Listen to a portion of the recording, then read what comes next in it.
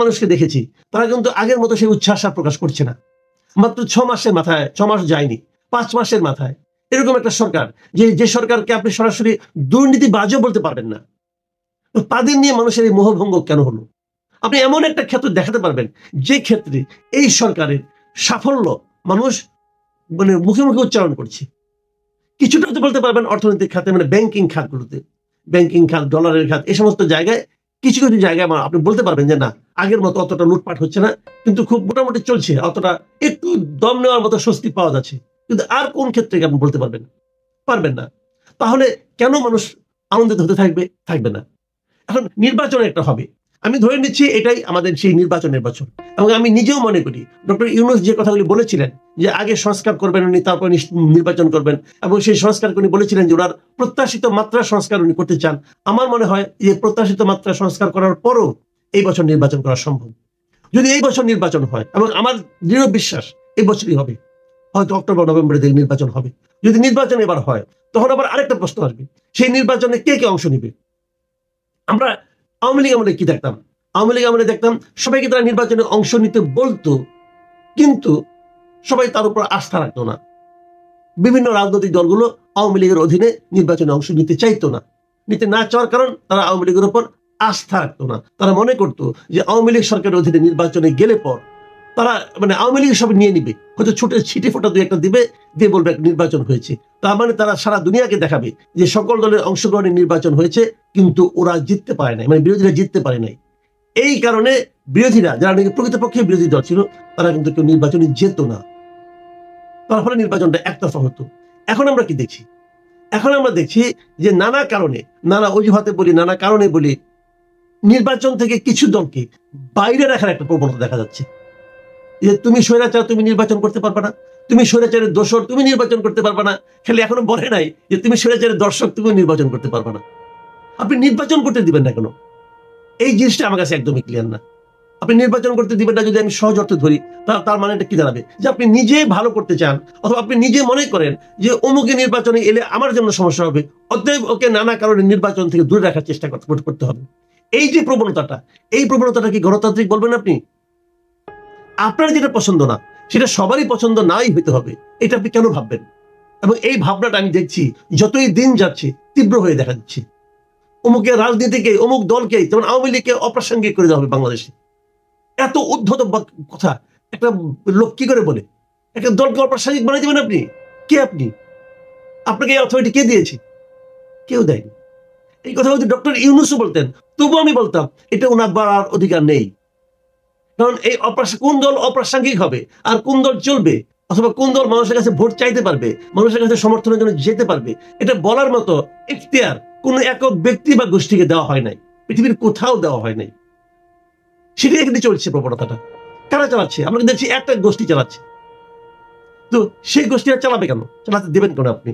এই সমস্ত প্রশ্ন, যেমন স্বৈরাচার, স্বৈরাচারের দোসর, এই সমস্ত এই যে ট্যাগ লাগিয়ে দেওয়াটা, এই ট্যাগ লাগিয়ে দেওয়াটা আমি পছন্দ করি না। কিন্তু আমি জানি আগামী একটা বছর এই ট্যাগ লাগানোর প্রক্রিয়াটা প্রচন্ড ভাবে চলবে।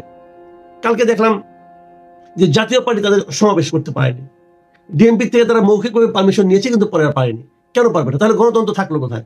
আমরা তো এই কথাটাই বলতাম যে ঢাকা শহরে একজন লোক একটা পার্টি জনসভা করবে, অথবা একটা ঘরের মধ্যে করবে, সেটা আপনি করতে দিতে হবে কেন? সেটা করতে দেওয়ার জন্য একজনের কাছে অনুমতি নিতে হবে কেন? পুলিশের কাছ থেকে অনুমতি নিতে হবে, পুলিশ ইচ্ছে হলে দিল, নাহলে দিল না। তাহলে গণতন্ত্র কি ডিএমপির ইচ্ছে অনিচ্ছার উপর নির্ভর করবে? কেন?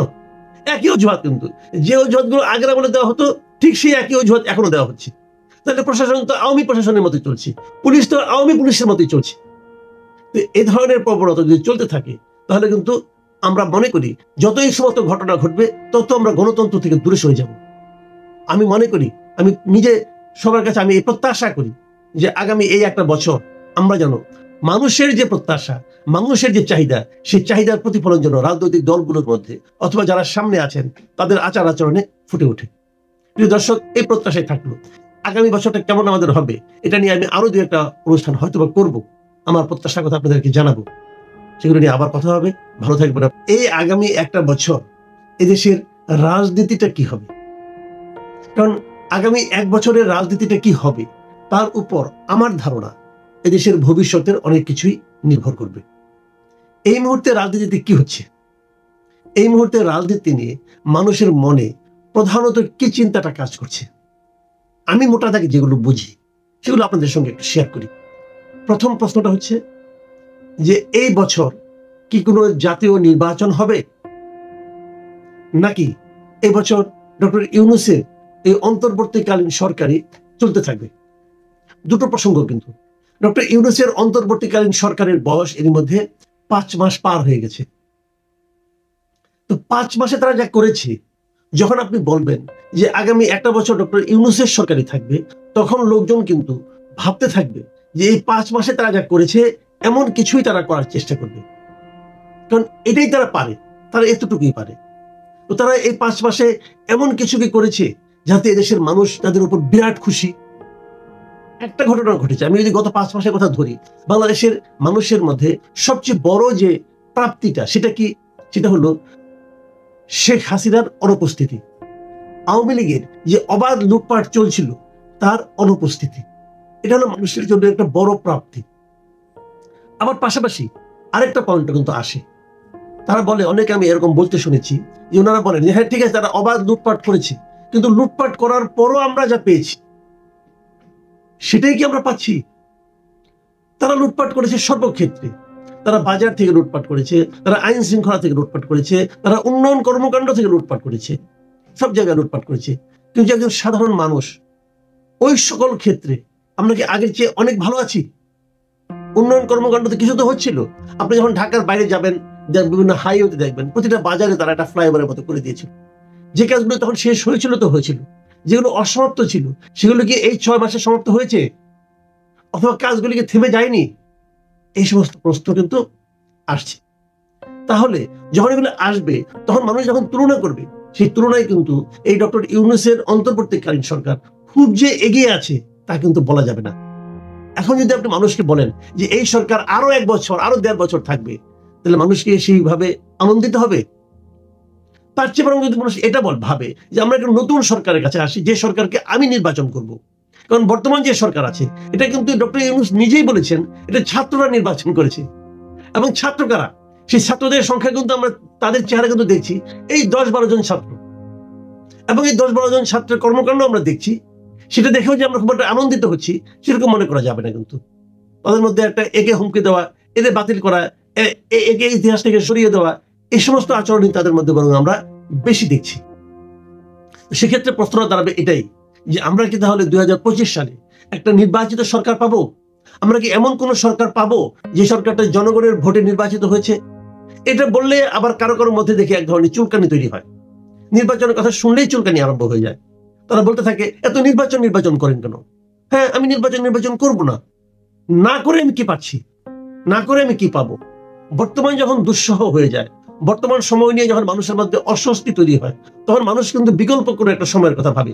সেই সময়ে কি আসবে সেটা হয়তো চিন্তা করে না, কিন্তু তারা বিকল্প চায়, পরিবর্তন চায়। যেমনটি গত অগাস্টে হয়েছিল। আমরা শেখ হাসিনার পরিবর্তন চেয়েছিলাম। কেন চেয়েছিলাম? কারণ ওনার সময়টা আমাদের জন্য অস্বস্তিকর ছিল, বিরক্তিকর ছিল, পেইনফুল ছিল। আমরা ওনার পতন চেয়েছিলাম। আমরা কি জানতাম যে পতনের পরে আমরা কি পাবো? আমরা কিন্তু এটা হিসাব করিনি। আমাদের হিসাবটা ছিল আগে তো এই আপদ বিদায় হোক, তারপর দেখবো কি হয়, এর চেয়ে খারাপ আর কি হবে। এরকম ভেবেই কিন্তু মানুষ পরিবর্তনের জন্য বুকের রক্ত দিয়ে দেয়। সেরকম পরিবর্তন আমরা পেয়েছি।